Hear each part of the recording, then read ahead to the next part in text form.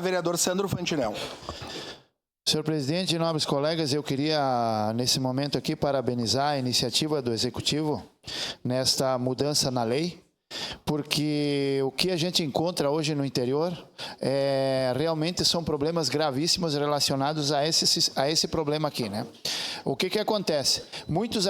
A expansão da área urbana nas áreas de interior, que é normal, isso vai acontecendo a partir do tempo, cada plano diretor vai aumentando e expandindo a área urbana. E muitas vezes essa expansão ela acontece de uma forma que abrange dentro áreas que são utilizadas como agrícola, né? Áreas onde tem plantio, onde tem criação de gado, enfim, né? Onde agricultores usam ainda a terra para questões de plantio, né?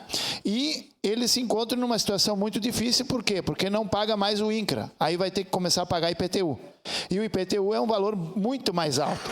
Então, o que tem acontecido no decorrer do tempo, para todos os casos parecidos com esses, foi que o Executivo, juntamente com os agricultores afetados por essa situação, usou do bom senso e muitas vezes, então, desafetou aquela área lá para que a pessoa, por um determinado período, não pagasse IPTU.